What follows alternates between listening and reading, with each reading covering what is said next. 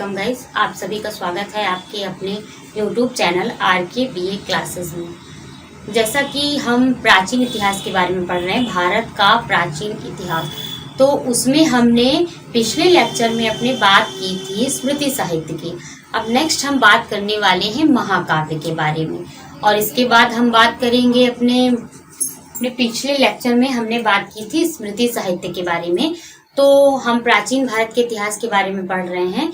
इसके बाद आज बात करेंगे हम महाकाव्य के ऊपर, और महाकाव्य के बाद बात करेंगे हम अपने नेक्स्ट साहित्यिक स्रोत के बाद जो लिटरेसी सोर्स थे, साहित्यिक स्रोत के बाद उस पे बात करेंगे।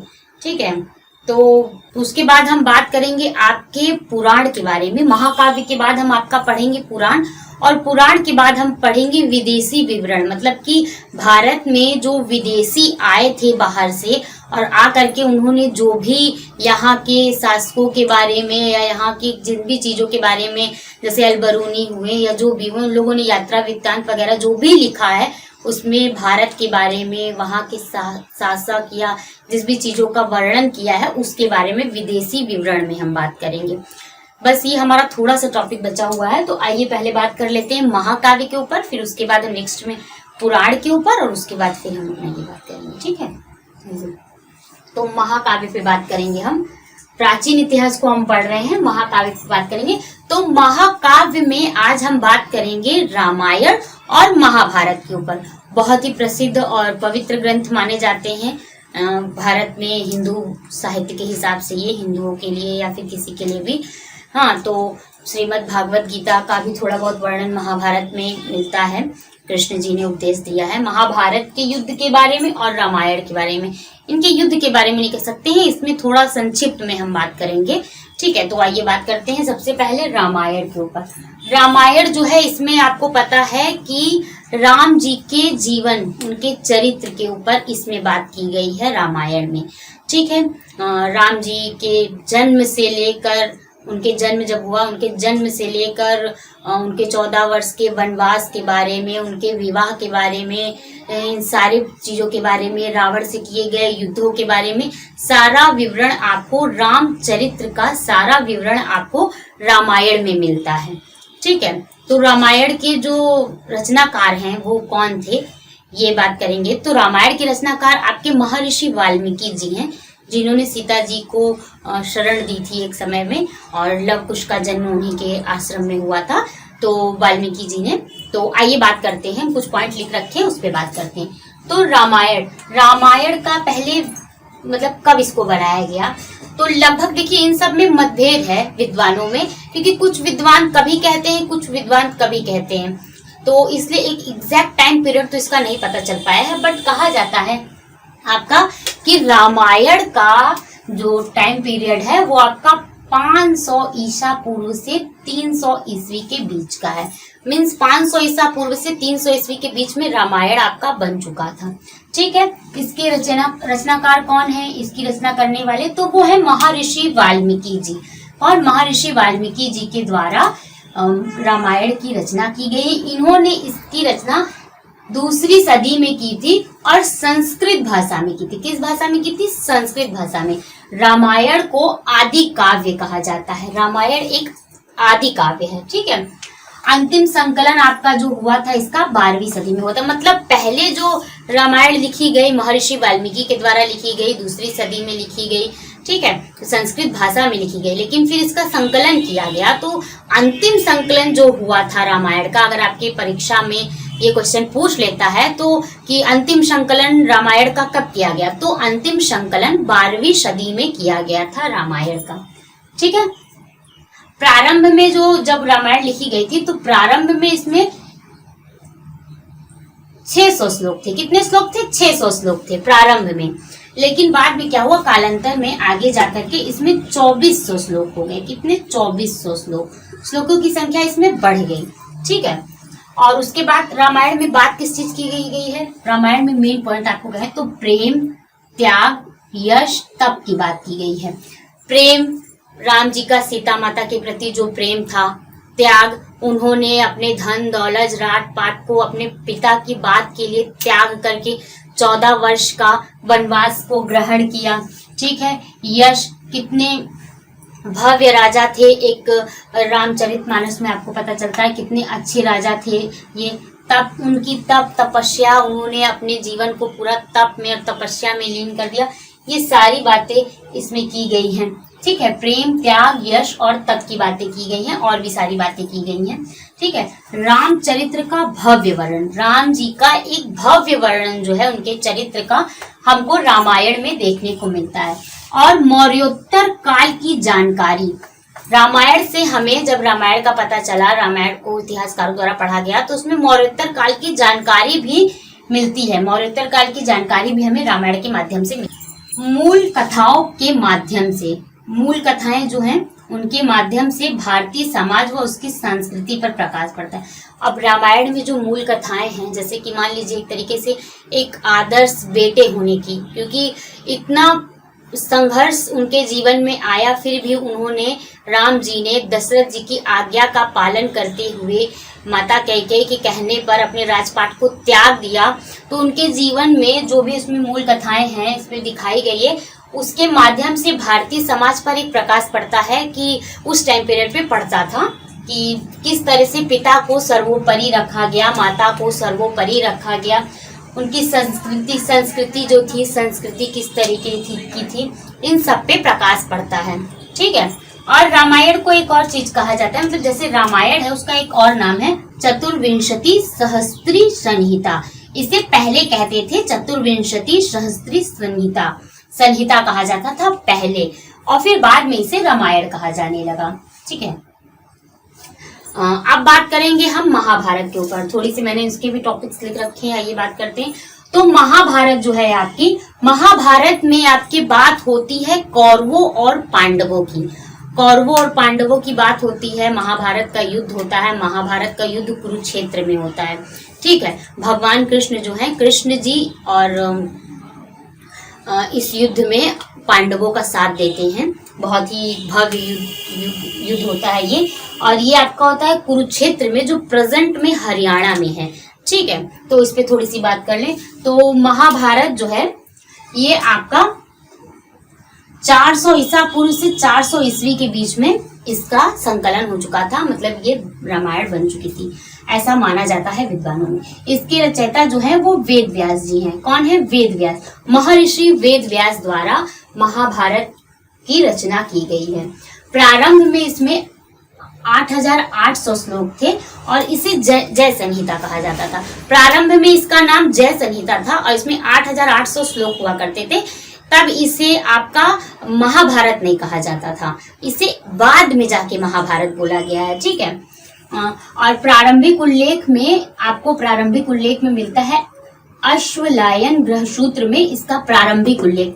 महाभारत का प्रारंभिक उल्लेख आपको अश्वलायन ग्रहसूत्र में मिलता है कि हाँ ऐसी भी कोई महाभारत की रचना है। इसके अंदर बताया क्या गया है? कथोप कथाएं और उपदेश, मतलब कि कई तरह की कथाएं बताई गई हैं और कितने सारे उपदेश दिए गए जो इनके श्री कृष्ण के द्वारा अर्जुन को दिए गए उपदेश, या फिर अधिकतर उपदेश तो अर्जुन को ही दिए गए थे, या पांडवों को दिए गए जो भी उपदेश थे वो इसमें बताए गए हैं। ठीक है, उत्तर वैदिक काल में कौरवों और पांडवों के युद्ध का, उत्तर वैदिक काल में युद्ध हुआ था कौरवों और पांडवों का, इसी युद्ध का इसमें विवरण है महाभारत में पूरी तरह से, जिसकी रचनाकार वेद व्यास जी ने किया। वेदोत्तर काल के संदर्भ में देखिए विवरणात्मक अंश का उपयोग जो होता है, विवरणात्मक अंश का उपयोग आपका होता है वेदोत्तर काल के संदर्भ में। ठीक है, उपदेशात्मक अंश का उपयोग कहाँ होता है? सामान्यतः मौर्योत्तर काल और गुप्त काल के संदर्भ में। मतलब एक विवरणात्मक, एक तरीके की विवरण आपको जो मिलता है वो वेदोत्तर काल में मिलता है उसके संदर्भ में, और उपदेशात्मक अंश जो आपके मिलते हैं वो मौर्योत्तर काल के मिलते हैं और गुप्त काल के संदर्भ में मिलते हैं। ठीक है, 18 दिनों तक लड़ा गया युद्ध है आपका महाभारत। टोटल 18 दिनों तक कुरुक्षेत्र के मैदान में ये युद्ध लड़ा जाता था। पूरे नियम और कानून के साथ ये युद्ध होता था, जो भी इसके नियम बनाए गए थे कि सूर्यास्त के बाद युद्ध नहीं होगा, या सूर्यास्त तक युद्ध, सूर्यास्त होने पर युद्ध को रोक दिया जाएगा, किस तरीके से कौन किस पे आक्रमण करेगा, क्या आक्रमण के नियम होंगे, कि जैसे एक धनुधर है तो वो एक दूसरे धनुधर से ही लड़ सकता है, वो अन्य किसी से नहीं लड़ सकता। गदाधारी है तो वो गदाधारी से ही लड़ सकते हैं, किसी से। बहुत सारे नियमों के साथ ये युद्ध हुआ था, क्योंकि इस युद्ध में आपके कौरवों की तरफ से भी कुछ ऐसे लोग थे जो एक बहुत अच्छे वंश, मतलब अच्छे लोग थे, कह सकते हैं आपकी सकारात्मक सोच के लोग थे, या पुण्य आत्मा कह सकते हैं आप, इस तरीके के लोग थे। ठीक है, तो ये युद्ध कुरुक्षेत्र में लड़ने का एक मेन कारण था कृष्ण जी का। वो कारण ये था कि कुरुक्षेत्र में कहा जाता था, इंद्रदेव ने बताया था कि कुरुक्षेत्र की भूमि पे लड़े गए युद्ध में जो भी मारा जाएगा उसको डायरेक्ट जो है सीधे उसको स्वर्ग की प्राप्ति होगी, ऐसा कहा जाता है। तो ऐसा बिल्कुल ये नहीं है कि ये कहा ही जाता है, ऐसा लिखा हुआ है बुक्स वगैरह में, तो इसमें भी विद्वानों में मतभेद है, तो ऐसा लिखा रहता है। इस वजह से कुरुक्षेत्र के ही स्थान को चुना गया महाभारत के युद्ध के लिए, जो कि प्रेजेंट में हरियाणा में है। ठीक है, राज सत्ता, इसमें क्या बताया गया है कि राज सत्ता जो है वो स्वजनों के प्राण से भी प्रिय है। जैसे अब कौरव और पांडव क्या है, वो आपस में सब तो भाई ही हैं, लेकिन उन लोगों के बीच में युद्ध क्यों होता है? उनके बीच का युद्ध होता है युधिष्ठिर और जो आपके कौरवों की तरफ से, ये पांडवों की तरफ से युधिष्ठिर थे, और कौरवों की तरफ से जो आपके थे दुर्योधन, कौरवों की तरफ से आपके जो दुर्योधन थे, वो जो थे उनको गद्दी की लालसा थी। ठीक है, इस वजह से धृतराष्ट्र के पुत्र थे, बड़े पुत्र थे, सबसे ज्येष्ठ पुत्र थे दुर्योधन, उनको अपने परिवार से, अपने स्वजनों से भी ज्यादा प्रिय थी वहां की गद्दी। उसके लिए इस युद्ध का आरंभ हुआ। ठीक है, इसको पहले महाभारत से पहले क्या कहा जाता था? तो महाभारत से पहले इसको कहा जाता था सतसहस्त्री संहिता। सतसहस्त्री संहिता कहा जाता था, और इसमें कालांतर में अभी के टाइम पीरियड पे प्रेजेंट में 1 लाख श्लोक है। महाभारत में 1 लाख श्लोक है। महाभारत में कुछ श्लोक ऐसे भी हैं जो गीता का संक्षिप्त विवरण आप मान सकते हैं कि हैं। देखिए गाइज, मैंने आपको थोड़ी ही बहुत बातें बताई हैं, बहुत ज्यादा बातें नहीं बताई हैं, क्योंकि महाभारत और रामायण को लगभग सब जानते हैं। जो नहीं जानते हैं वो यही सब क्वेश्चंस के माध्यम से आपके यही सब पूछ सकता है, या फिर लोगों के नाम पूछ सकते हैं। तो महाभारत में मैं आपको एक थोड़ा सा नाम का या फिर इसके साक्ष्यों का अलग से वीडियो दूंगी, बट फिलहाल के लिए महाकाव्य में शॉर्ट में रामायण के बारे में, रामचरित्र, राम के जीवन के बारे में, राम के चरित्र के बारे में, महाभारत में उसके बारे में, तो ऐसे ही देखिए कुछ प्रमुख महाकाव्य हैं जिनको मैंने यहाँ लिख रखा है। ठीक है, देख लीजिए।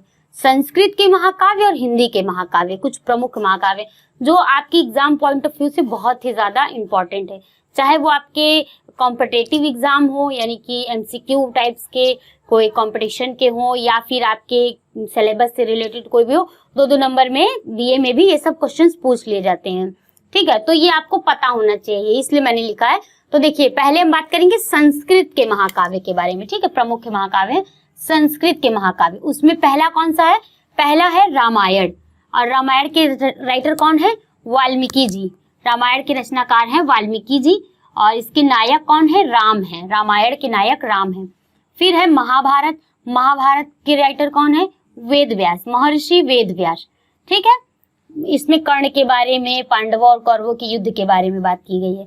फिर है बुद्ध चरित्र, इसके राइटर हैं अश्वघोष।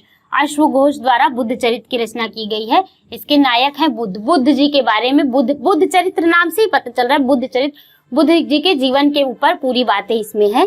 ठीक है, उसके बाद है भट्टिकाव्य, वो उसके राइटर है भट्टी। ठीक है, फिर है कुमार संभव। कुमार संभव के राइटर कौन है? कालिदास। कालिदास द्वारा कुमार संभव की रचना की गई। ये सब आपके बहुत ज्यादा पूछते हैं ऑब्जेक्टिव क्वेश्चंस में। ठीक है, तो आप अगर कोई कंपटीशन की एग्जाम की तैयारी कर रहे हैं तब तो आप जरूर से जरूर इसको अच्छे से पढ़ लीजिएगा। ठीक है, रघुवंशम, रघुवंशम के राइटर है कालिदास, इसके नायक भी राम है। एक तो वाल्मीकि जी ने सबसे पहले लिखा था रामायण, उसमें भी राम के चरित्र के बारे में है, और ये रघुवंशम में भी कालिदास ने लिखा है राम के चरित्र के ही बारे में है। फिर है कर्णभारम, भाष ने लिखी है। ठीक है, शिशुपाल वध, शिशुपाल के वध के बारे में लिखा गया है। इसमें कृष्ण जी द्वारा शिशुपाल का वध किया जाता है, उसके बारे में पूरी बात की गई है। इसमें कौन है? माद है इसके राइटर। ठीक है, नैषधीय चरित्र श्रीहर्ष ने लिखा है। किसने? नैषधीय चरित्र लिखा है श्रीहर्ष ने। कुमार संभव, ठीक है, रघुवंशम, कर्णभारम, शिशुपाल वध और नैषधीय चरित्र, ये सब जो पांचों हैं ये क्या है? ये आपके हैं पंच महाकाव्य। क्या है? पंच महाकाव्य। ये सारे पंच महाकाव्य हैं, ठीक है। ये कुमार संभव, रघुवंशम, कर्णभारम, शिशुपाल और नैषधीय चरित्रम, ये सारे आपके पंच महाकाव्य कहलाते हैं, ठीक है। अब बात करेंगे हिंदी के महाकाव्य के बारे में। तो हिंदी के महाकाव्य, प्रथम हिंदी का महाकाव्य जो पृथ्वीराज रासो है, उसको चंद्रबरदाई ने लिखा है, ठीक है। फिर उसके बाद है पद्मावत। पद्मावत मूवी भी आई थी, पद्मावत के बारे में पूरी कहानी है। इसमें अलाउद्दीन खिलजी और पद्मावती के बारे में पूरा, उनके जीवन के बारे में, राजा जयसिंह के बारे में पूरा है। इसके राइटर हैं मलिक मोहम्मद जायसी। बहुत ही ज़्यादा वेरी वेरी इंपॉर्टेंट है ये, आपके बहुत ज़्यादा पूछता है ये ऑब्जेक्टिव क्वेश्चंस में। फिर है रामचरितमानस, ये लिखा है तुलसीदास जी ने, तुलसीदास जी द्वारा लिखित रामचरितमानस। रामचंद्रिका, आचार्य केशव दास ने लिखा है रामचंद्रिका। प्रिय प्रवास, अयोध्या सिंह उपाध्याय हरिऔध, ये जो है ये प्रिय प्रवास के राइटर हैं, ठीक है। कामायनी, ये भी बहुत बार पूछा गया है, आपको बहुत ज्यादा पूछा जाता है, जयशंकर प्रसाद की रचना है। उर्वशी, रामधारी सिंह दिनकर की रचना है। एकलव्य, राम कुमार वर्मा, ठीक है। ये सारे हिंदी के महाकाव्य मैं आपको बता रही हूँ, हिंदी के महाकाव्य हैं ये, और ये हैं आपके संस्कृत के महाकाव्य, ठीक है। उर्मिला, बालकृष्ण शर्मा नवीन, ठीक है। साकेत, मैथिली शरण गुप्त, ये सारे हिंदी राइटर हैं आपके। तारक वध, गिरजा दत्त शुक्ला गिरीश, ठीक है। पार्वती, रामानंद तिवारी, पार्वती रामानंद तिवारी, ठीक है। सिद्धार्थ और वर्धमान, मतलब सिद्धार्थ के जीवन के बारे में, बुद्ध के जीवन के बारे में, ये इसको लिखा है अनूप शर्मा ने। फिर है नूरजहां विक्रमादित्य, इनके बारे में पूरी कथा है, इसको लिखा है गुरु भक्त सिंह ने, ठीक है, गुरु भक्त सिंह ने लिखा है, ठीक है गाइस। आई होप मैंने आपको बहुत ही शॉर्ट में इसलिए बताया है, ये केवल नाम और उसके राइटर है, क्योंकि ये इसी तरह से क्वेश्चंस पूछते हैं कि आप जैसे बताइए पृथ्वीराज रासो किसकी रचना है, ठीक है, चंद्रबरदाई की रचना है। रामायण के राइटर कौन है? वाल्मीकि जी हैं। महाभारत के रचयिता महर्षि वेदव्यास। महाभारत भाषा में लिखी गई थी, संस्कृत में लिखी गई थी। कैसा महाकाव्य है? संस्कृत का महाकाव्य है। उसके बाद पृथ्वीराज रासो किसका महाकाव्य है? तो चंद्रबरदाई। पद्मावत के राइटर कौन है? मलिक मोहम्मद जायसी। इस तरीके से क्वेश्चंस आपके बहुत ज्यादा पूछते हैं, इसलिए मैंने आप